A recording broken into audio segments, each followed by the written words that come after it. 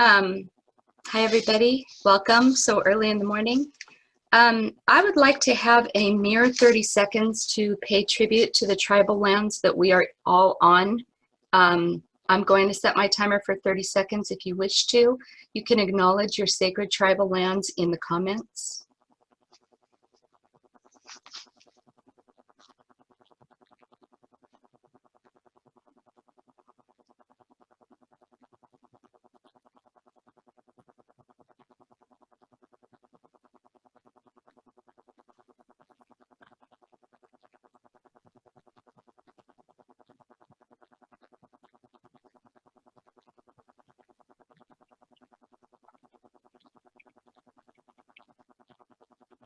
Thank you. Thank you so much. I am coming to you from Sacramento. I am on the tribal lands of the Maidu people. Some say also the Miwok. We have a poll today, and I was hoping that we could put it up now. This is how culturally literate are you? So I have two questions here. How culturally literate are you? And how globally literate are you? If you don't mind, please fill this out.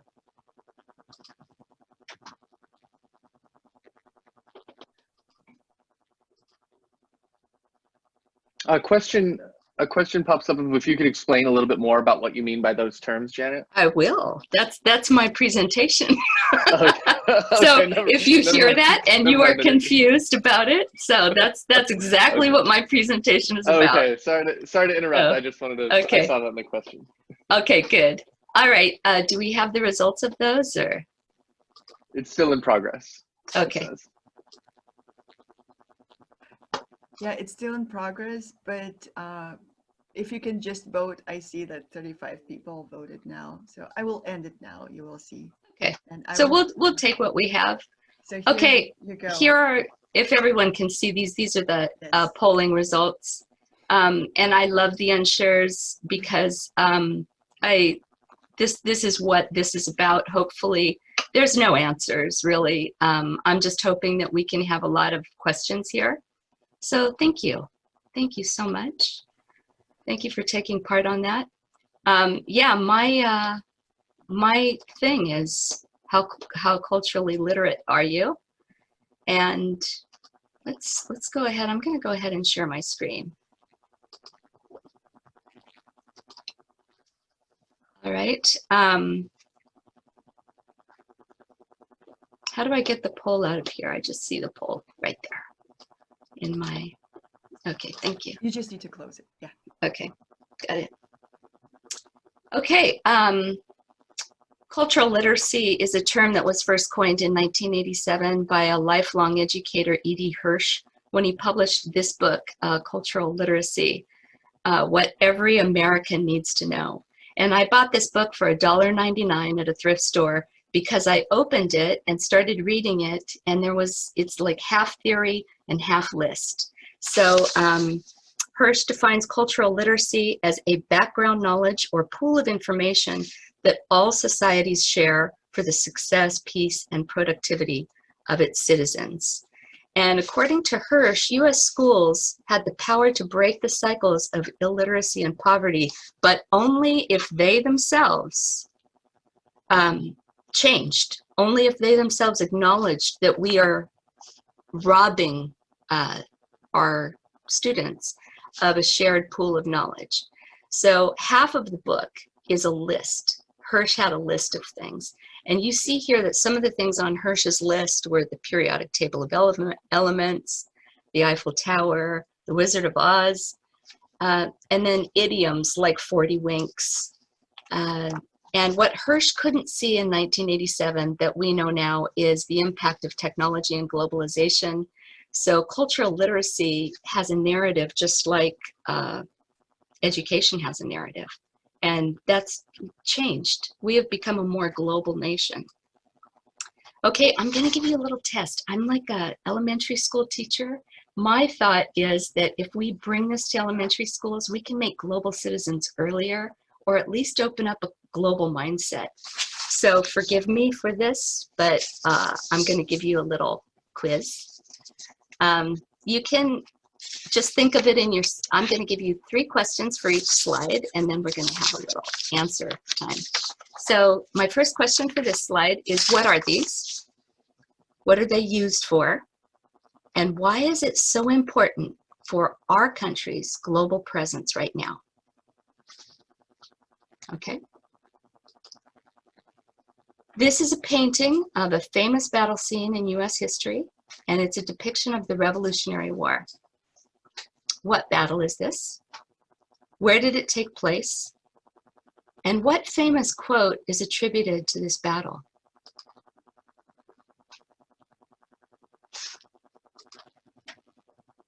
All right, this is a painting of a fictional place called Pandemonium.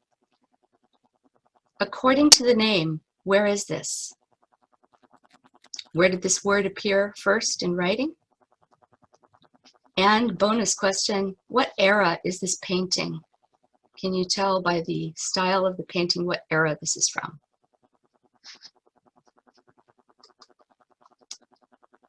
This is the 4th slide. This is a mountain. It's a famous mountain. Can you tell me the name of this mountain? And where it is? What country it's in? And bonus question is, if you know any stories that are written about this place. And then the last slide that I have is this. This is a sculpture that's decorating the side of a stadium in Guernica, Spain.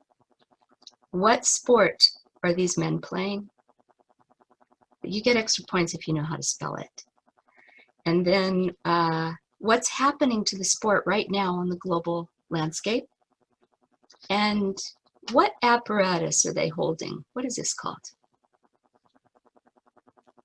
Okay. Now it's funny because I'm not able to look in the chat. I forgot to tell you guys, don't answer in the chat because I want to see who gets it right. Whatever. But you can gloat in the chat if you get it right. These are grain silos. They are used for storing dried grain and keeping it free from vermin and things like blight.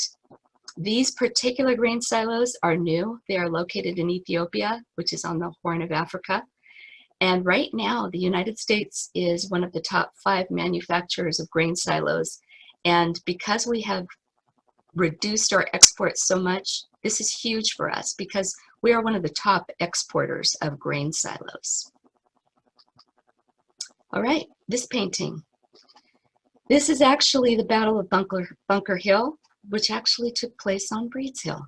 And it was during the siege of Boston, where just after the Minutemen got ready, after Paul Revere ran through the streets with his horse, saying the British are coming. What it told the British about us, and they said this, don't underestimate those crazy Americans. They're the ones that called us Americans first. They said they're armed and ready. And what they didn't know is how little gunpowder the Americans had. And that's why this particular quote is from there. Don't shoot till you see the whites of their eyes.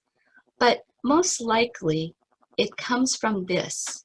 Powder is scarce, aim low, and shoot at those beautiful red jackets. Pandemonium actually is Latin. It means the place of all demons, which is the capital of hell.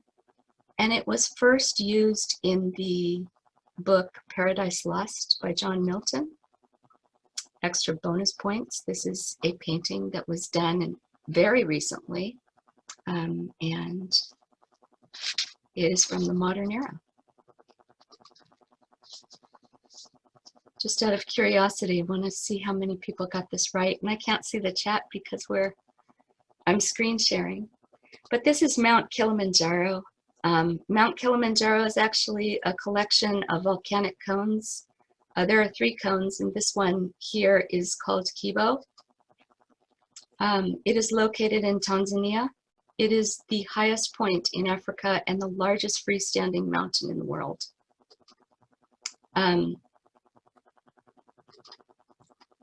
Hemingway is known for writing a short story called The Snows of Kilimanjaro, but the most famous stories are written by the African natives in their folk tales.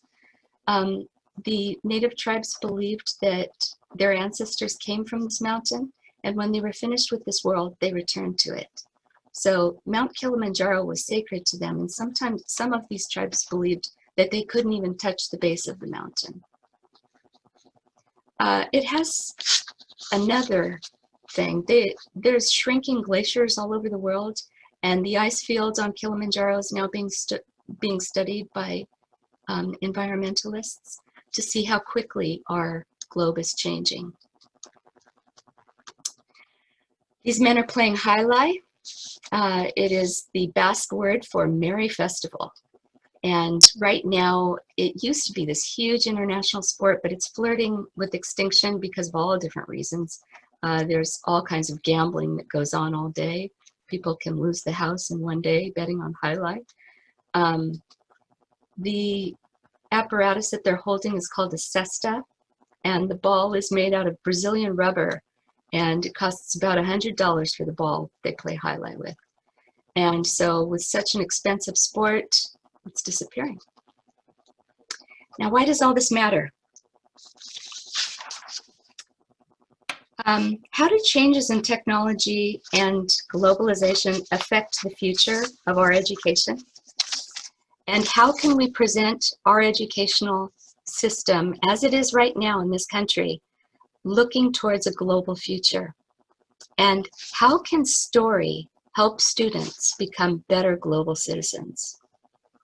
I want to say here, what I said at the very beginning is that increasing global and cultural literacy in education isn't really even a task to be done or a goal, but it's kind of an approach to education that aims to include all students and promote learning about other cultures. And by doing this, it exposes students to healthy social skills in a multicultural setting while keeping a global mindset. This is one of our granddaughters. Her name is Violet Moon. She is going to be 2 years old in 2 weeks. And by the time that Violet graduates from high school, she will inherit a different global world economy, a different geopolitical climate, a different global energy system. Cash may be obsolete by the time that she is out of high school. Global trade will be even more competitive than it is today. There's a good chance that Amazon will be off of our radar, and all language will be different than it is today. How do we, right now, prepare Violet or others like her for a global future? Because we will cease to be the nation that we are today, and we will be part of a global world economy. And how can we enhance her global literacy? Now, what I was hoping to do with my time is just to give you 3 classrooms that decided to take a more global stance in the way that they educated. What we've learned is that if we want to really make changes, we want to do it at the elementary level, specifically because kids in elementary school, they're used to accepting new cultures anyway. They know that there's a culture at home, there's a culture at school, there's a culture at soccer practice. They're used to different cultures and adapting to different cultures. So when we introduce this idea, they don't panic. I mean, a lot of you just looking at those slides might say, well, I don't know how quick this is happening. And there might be some kind of panic. I don't know, maybe not with us because we're culturally minded. But I have a tale of 3 classrooms. The first one was done in an elementary school that decided to adapt 1 culture a month. And it took place in rural Northern California. They had no extra budget for gate, and the school was tired of presenting proposals that were rejected by district administrators. So the principal met with teachers, and they brainstormed ideas about how they could engage cultural literacy. And they decided to incorporate world cultures into a variety of the subjects, 1 culture at a time, 1 month at a time. And one of the teachers said, students got excited about learning. They said, please and thank you in that culture's language. They made a timeline of their history and compared it to our history. And for circle time, the teachers read aloud stories and fables. Fables are great, or folk tales are great, because they teach about a country's or a people's values and what they value, what they fear, what they hold precious. Students could research a culture, bring back a game, a song, or a food from that culture, and the engagement made them enthusiastic and participating in their own education. One month, when the class was learning about Malawi, the teacher read this book, which is called The Boy Who Harnessed the Wind by William Kamkwamba. Its real-life protagonist, William, is a 13-year-old boy who grows up in Malawi. And one year, during a terrible drought, William's village has no ready crops to eat, and his family shares one bowl of porridge every night. This hardship inspires student engagement and empathy for the protagonist who fights poverty and hunger. When William's family cannot afford his school tuition, he is forced to drop out of school. Hungry for knowledge and eager to help his farming father and dry village, William walks to the missionary library, a mobile trailer that visits the area once a week. There he finds a discarded science book with a description of a windmill working as an underground water pump. Kamkwamba builds the village's first windmill. He uses a bicycle tire, an old car battery, and plans taken from this obsolete 5th grade science textbook to bring up groundwater and irrigate his father's crops.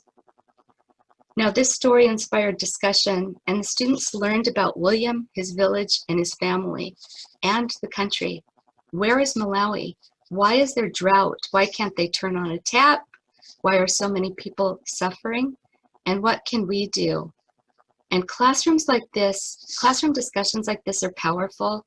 All of a sudden, the students are engaged, and they are thinking about becoming global citizens. The second classroom example that I have took place in a very young classroom. It was a combination of kindergarten and 1st grade. And a veteran teacher, Stephanie Wasta, was inspired by a student comment stemming from a misunderstanding of Chinese culture. And she developed a unit study that included all subjects. And she called it Building Bridges to the Culture of China. Wasta knew how the students in her classroom received a steady stream of incorrect portrayals of foreign cultures. The comment came from an inaccurate representation of the culture and could have easily been corrected by the teacher correcting the student, but instead what she did was decided to build towards it. It began with questions, Wasta said. Students were given worksheets with headings labeled "What I Know" and "What I Want to Know." At first, the students were somewhat hesitant to contribute their ideas, but as they started sharing information for "What I Know" column, they realized that they weren't sure of their statements. Wasta's unit study featured several pieces of cultural literature from China, their stories, their poetry, but math and science were focused on the types of bridges for which China is famous. Students in Wasta's classroom worked in teams to erect miniature bridges of found materials just to see what is structurally required for a bridge to support traffic. And Wasta's unit study not only fostered curiosity and teamwork, but it broke the power of stereotypical images. The last one is happening all over our country, but this particular classroom is in Los Angeles that I'm going to be talking about. One teacher noticed a large immigrant community, so she decided to incorporate a multilingual classroom library. And when she did this, it kind of opened a huge discussion about language. She knew that some classrooms, depending upon their student population, kept multilingual libraries for incoming immigrant students. She engaged in reading groups, book talks, guest speakers, cultural celebrations that targeted social, cultural, and emotional benefits of literacy in new language. And by immersing all the students in a language learning experience, they participated in welcoming immigrants and refugees as well as their families, and English-speaking students were able to learn more Spanish and begin conversing with newer students. And it was an exchange of language, not just culture. And this was extremely interesting because this was done without changing the required format for education. So I'd be interested because as a teacher and as an educator, we're always discussing ideas. The future of our global citizenship isn't built on older students exiting high school or like some test that we give them as they're leaving, but it's really started with elementary age students who are already pros at adapting to changing cultures. Thanks. I think I went a little over. Thank you very much, Janet. You actually only went just a few seconds over, but it was worthwhile for you to have that excellent moment of silence there at the beginning of the presentation. So thank you. So let's any questions, comments, or reactions for Janet? Either raising your blue hand or in the chat.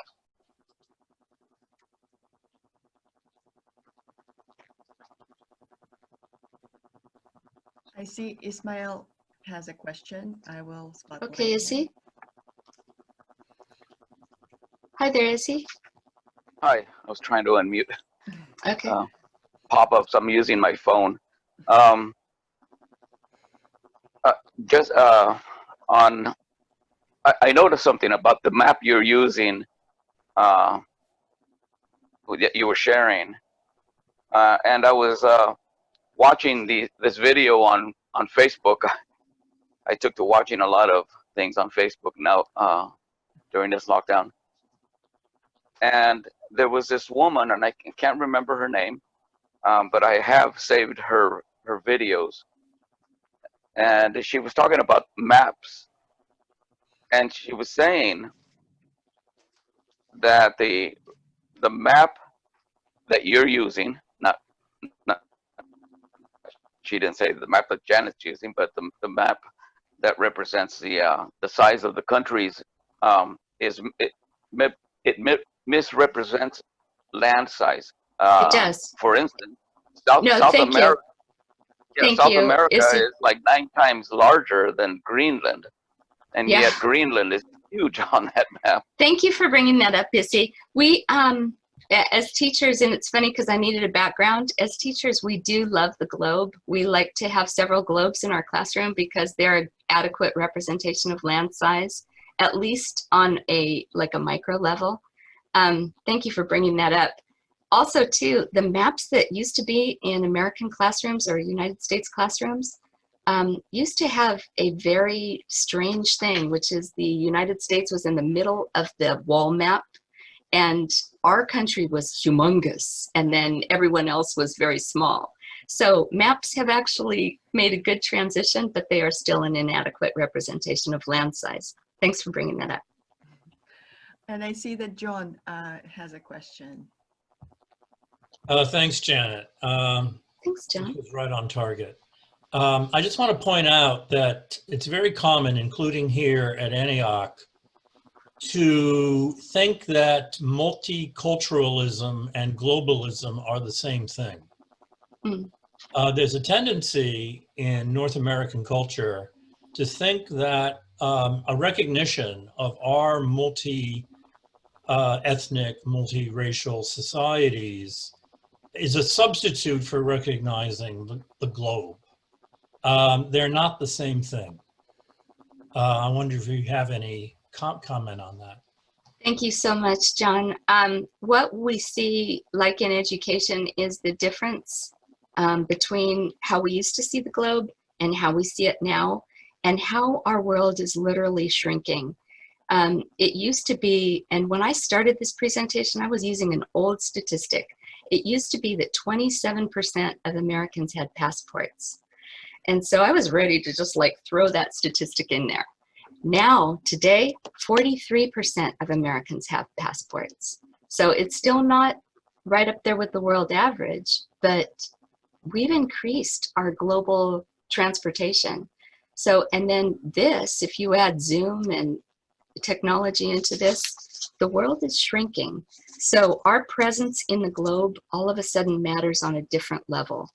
And we can, I want to say we can be overtaken, But people who have seen the advance of technology, including Hirsch, who couldn't see it in 1987, said that it will overtake us. We will be no longer city-states, but we will be one globe. So it's a huge deal. It's not just how we represent cultures in the classroom, but how we see ourselves as part of global citizens. So citizens of the globe. And I see Susan has a question. Janet, fabulous as usual. I'm so glad I'm coming to your reading too. I'm just, I always learn so much from you. Obviously, I agree with the idea of understanding other countries. I've spent a lifetime traveling, backpacking, seeing the world, and then, married into a multinational family and try to make our children literate, et cetera, et cetera. But one thing troubled me, and that was your use of the word "we." Your use of we should put this in the classroom. So that really raised a red flag as a parent.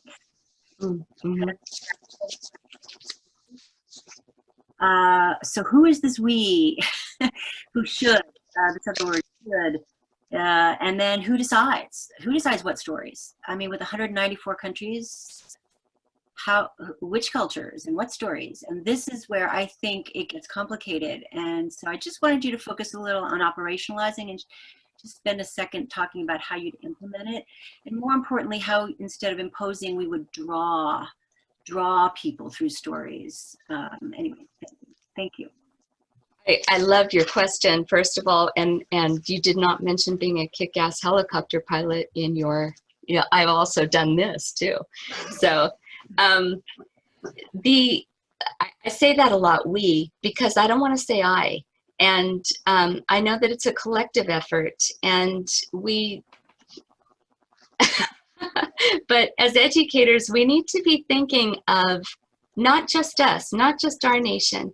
We get this huge, educators now, we get a basic course of study at the beginning of our year, and our year is planned at the beginning. So if we're not careful, we can just implement those things and just without thinking.